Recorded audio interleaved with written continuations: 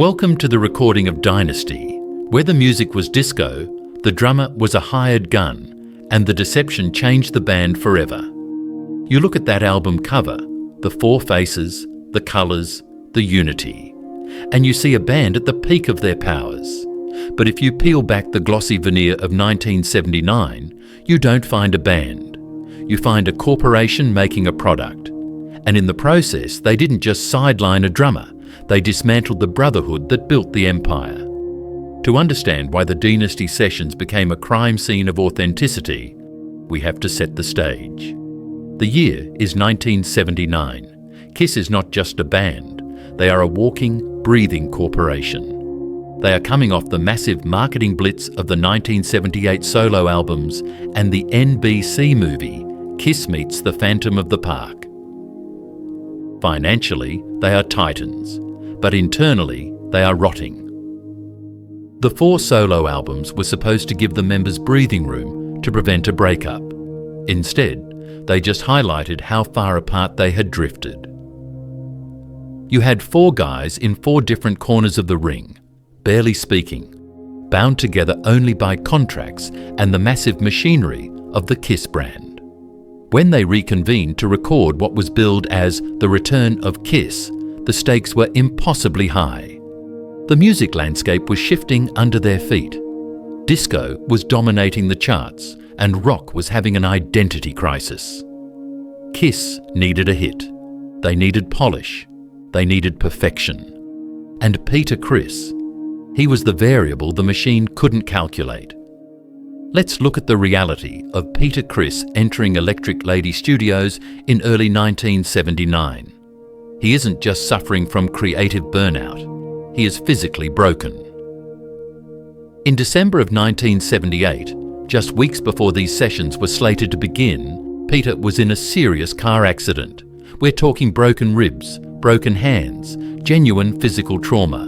In any other line of work, you get medical leave, you heal. But in the Kiss Corporation, the timeline doesn't stop for broken bones. Peter walks into the studio essentially with one hand tied behind his back. He's in pain, he's medicating that pain, and his head is not in the game. But the problem went deeper than just injuries. It was a clash of philosophy. Peter's style was always street level. It was jazz-influenced, swing-heavy, a little sloppy, but full of soul. It's that loose, dangerous groove that made Alive feel like a riot was about to break out. But in 1979, the band didn't want a riot. They wanted a radio hit. They weren't looking for dangerous anymore. They were looking for disciplined. And that shift in objective put a target squarely on the drummer's back. Enter Vinnie Poncia. Vinnie was the producer brought in to steer the ship.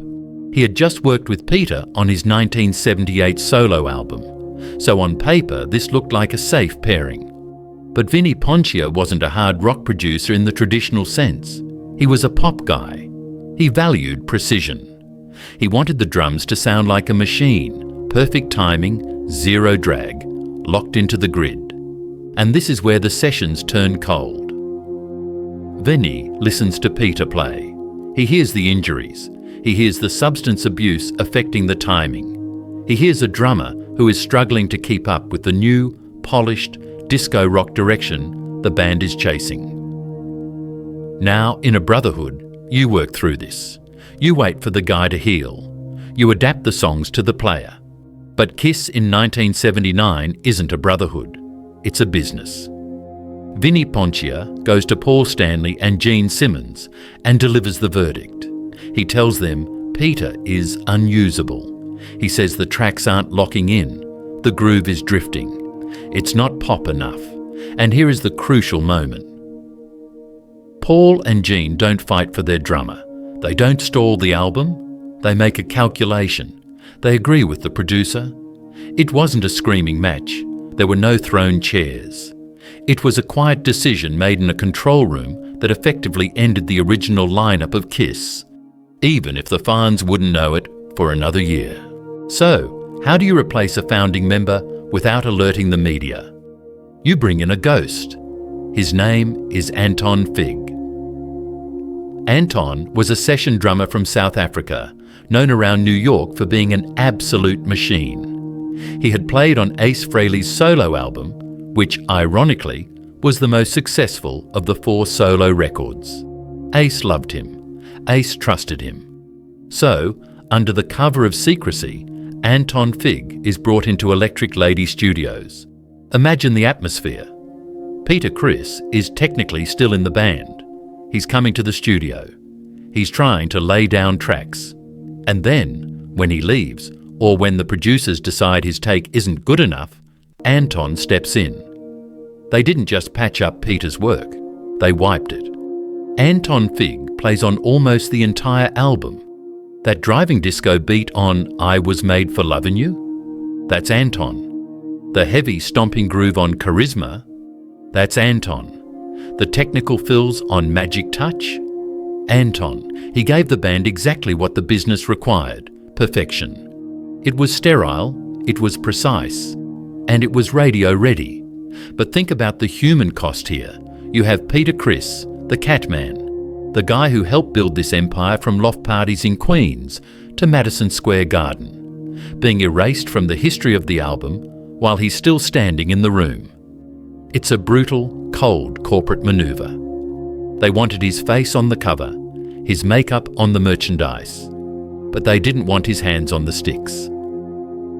There is, however, one survivor. One track where the Catman held his ground. Dirty Livin'. This song is the exception that proves the rule. It was a song Peter co-wrote.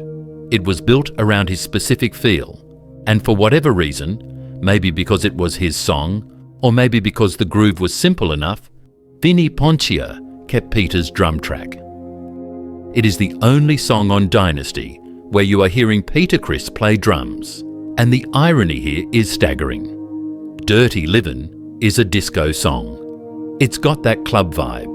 Critics and rock purists spent years blaming the disco sellout of Dynasty on outside forces or on Paul Stanley chasing trends. But Peter Criss was actually the one pushing for those dance rhythms.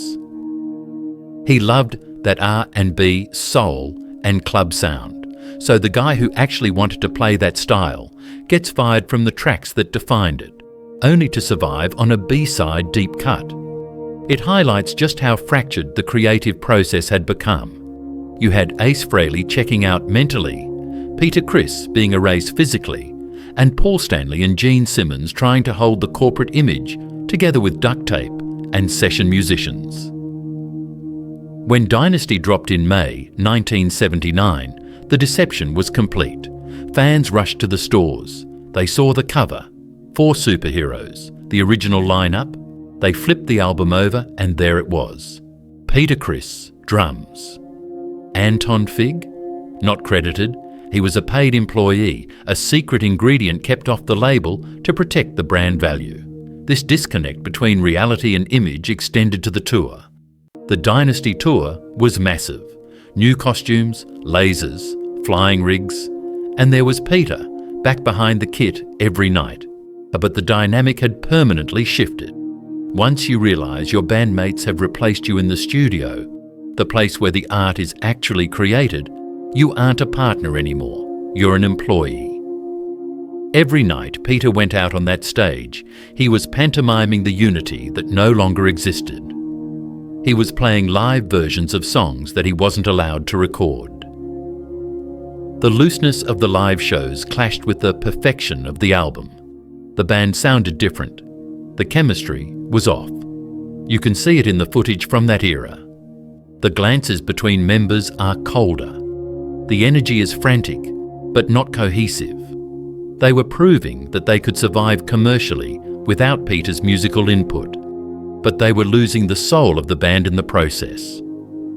Dynasty was a commercial success. I Was Made for Lovin' You became a global smash. From a business standpoint, the decision to use Anton Fig was correct. It saved the album. It kept the machine moving.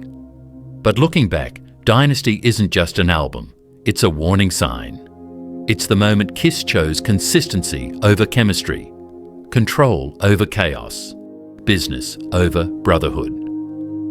By the time the tour ended, Peter was essentially gone. He would appear on the cover of the next album unmasked, but he wouldn't play a single note on it.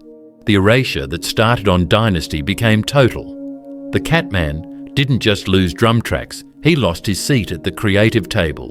And once that happens, the story is already over. Because when the soul of a band gets replaced with Polish, the sound might survive, but the magic never does. So, here is the real question. Was Dynasty the moment Kiss saved the business, or the moment they lost the brotherhood that made them legendary? They traded the swing of a jazz drummer for the precision of a session pro, and they got a hit record out of it. But they also initiated the end of the original Kiss. If you care about real rock history, not the marketing version, not the sanitized headlines, then you're in the right place. Subscribe to Next Wave Vision 92. This channel isn't about nostalgia. It's about uncovering what actually happened behind the makeup, behind the contracts, and behind the stage lights. And before you go, tell me in the comments, do you think Gene and Paul made the right call by prioritizing control and consistency? Or did that decision permanently damage the soul of the band? I read every comment. And if you want to see how Ace Frehley managed to dominate Dynasty creatively while chaos exploded around him, that story is waiting for you next.